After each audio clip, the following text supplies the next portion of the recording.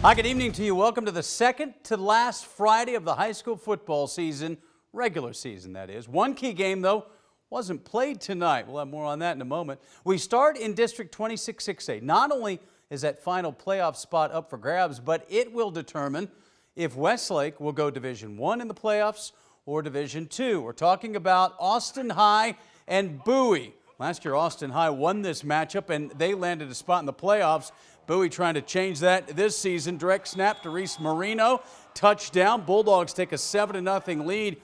And then, Bowie would have had a much bigger lead, but they had trouble holding on to the football. Marino down on the goal line coughs it up, and Michael Friday, appropriately named on a Friday night, recovers the fumble. But then Austin High comes back, and they cough it up, and Cade Venable for Bowie pounces on it.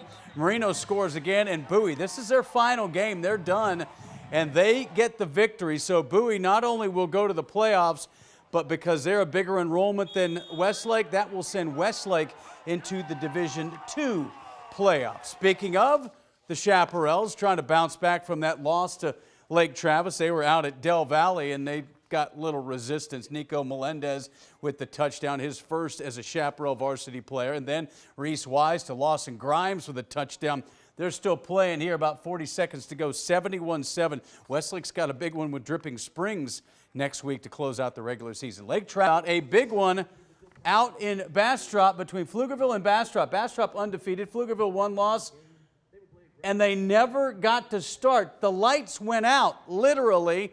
Waited a while. They're going to play this one tomorrow afternoon at 1 o'clock. That's a tough break, especially for Pflugerville. They got to pack up, go home, and come back tomorrow. But that game was postponed.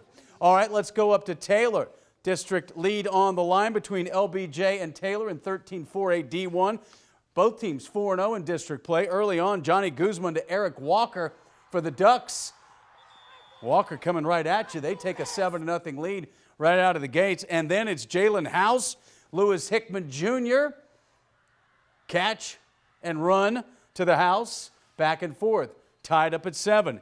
And then Guzman for Taylor. The jump ball to Elijah Afinkahina, and the catch is made with pressure coming.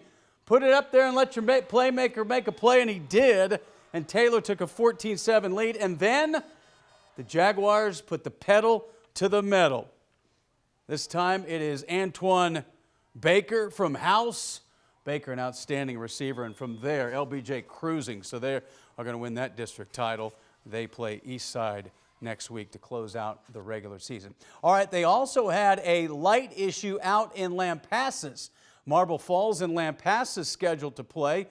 Lights went out, so they're going to have to play that one tomorrow. 2 games postponed on the second to last week of the season because of light issues.